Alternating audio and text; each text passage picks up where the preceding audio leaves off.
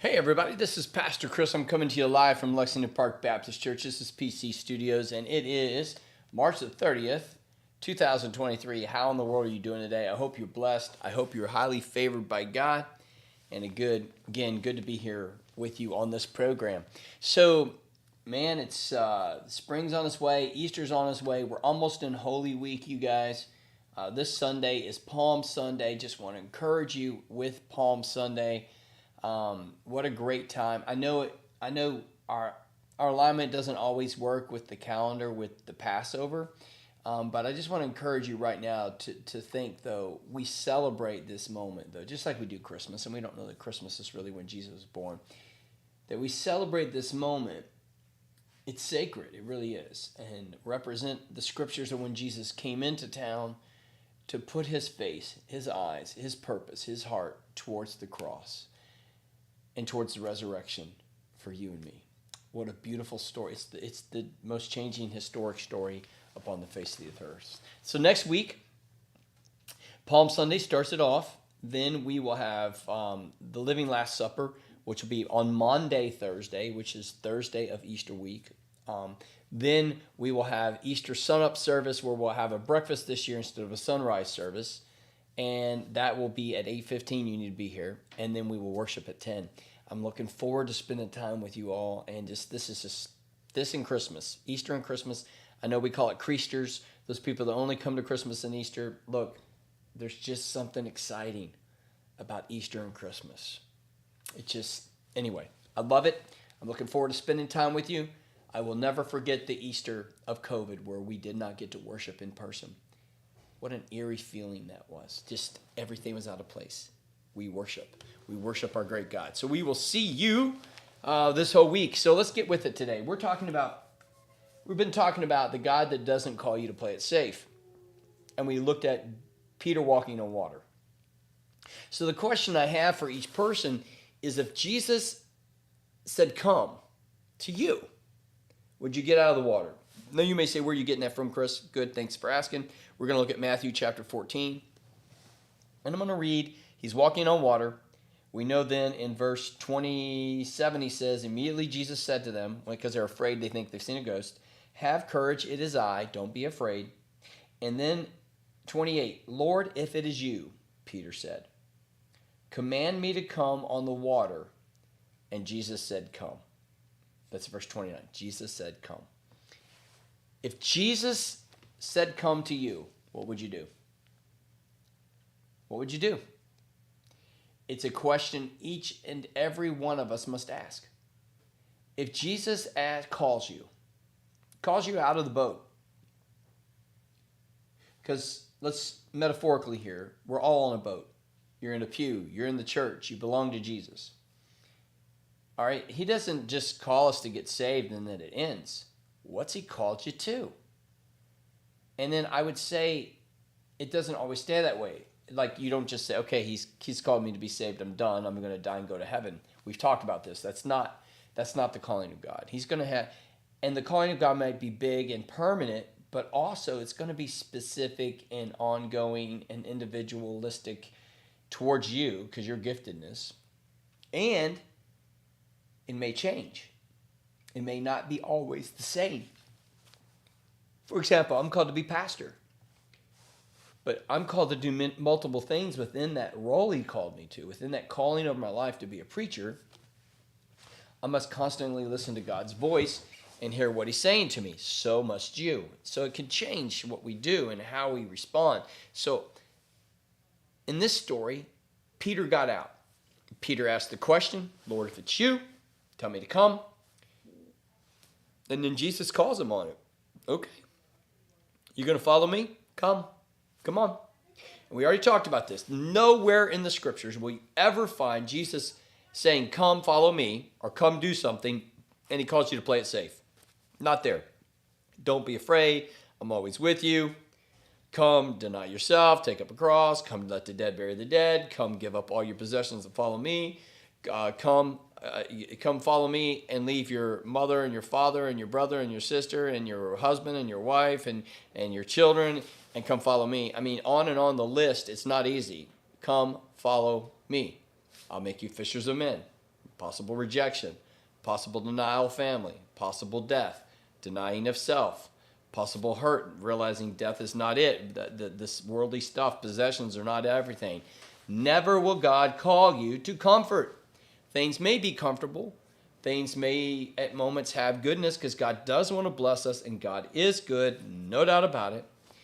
And we do have great creature comforts in America, and we do have many blessings in America, and we have many privileges in America that other Christians of no generation before or even on this face of the earth have right now. May we never take those for granted. God bless you, and God thank you for those privileges. But with that being said, we cannot be lulled into status quo. We cannot accept mediocrity. We have to get out of the boat. So if you are daring to say, God, if that is you, tell me to come. And he says, come to you. Now, I want to preemphasize this. This is only if you will ask the question. God's not going to make you get out of the boat. He was just walking on the water. They thought he was a ghost. He told them, hey, be courageous. Look, it's me. Don't worry about this. Don't be afraid. But then Peter is the one that went beyond. God, if that's you, tell me to come. And so Jesus said, come. So there's multiple layers here. You're on the boat. Are you going to ask the question? I said, are you going to ask the question? Hello? I said, are you going to ask the question? I don't see anybody writing in that they are. Somebody, if you say, come. God, me, here I am. Is that you? Are you going to ask the question of Jesus? If you do, look out. Look out, because you're going to walk on water. Look out. You're going to have winds. Look out. You're going to be next to Jesus. It may not be easy. It's going to take courage. It's going to take tenacity. It's going to take perseverance. But you will experience what it's like to walk with Jesus. Amazing. Amazing. If you dare to ask the question, Lord, if that's you, say come. And so Jesus says come. Now let's look at what this means then. Let's ask some questions. Let's do the complicated stuff, right? Let's ask God to let us know what he's called us to, right? Let's say, okay, here I am, Jesus. I'm coming. I'm with you now. You've called me in life, and I am definitely here, and I'm here to be a part of your ministry, and I'm here to walk with you, and I want to experience all that you have in store for me. And the moment we do that, man, things change. Things just change.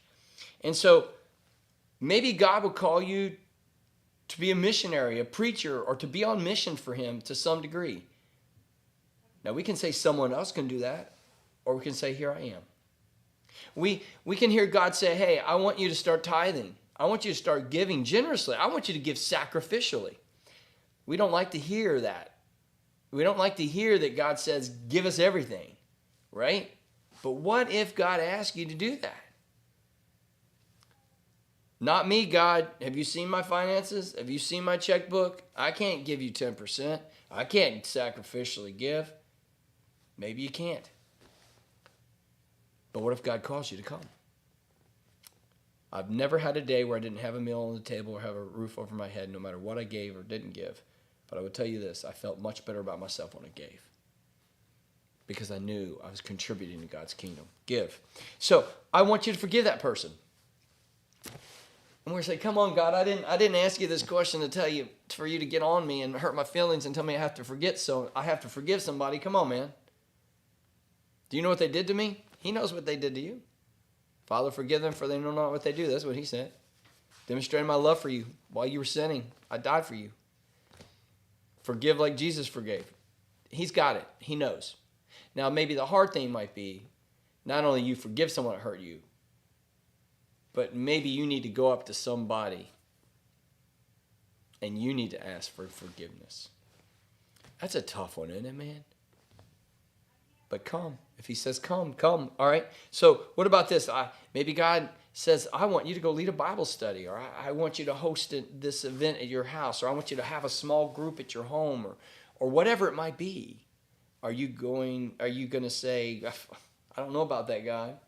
What about if God asks you to work with children or the youth or the junior high or whatever it might be, or go to youth camp, are you going to say, are you kidding me, God? I'm not doing that. Why would I want to go hang out with a bunch of stinky teenagers? Anyway, I'm not saying teenagers are stinky, but you know what I mean. So we need to be willing to say, here I am, Lord. What about if God says, I just want you to get more involved in church, get plugged in, find out how you can serve, get in, be a greeter, get involved in the, aviary room, come volunteer during the office and help the office out during the week, come work at the food pantry, whatever it may be. Here I am, Lord. I am committed. I will be reliable. I will be there. What a blessing it will be if you do. How about if God, calls us and says, hey, I want you all to reach, I want Lexington Park to reach more young families.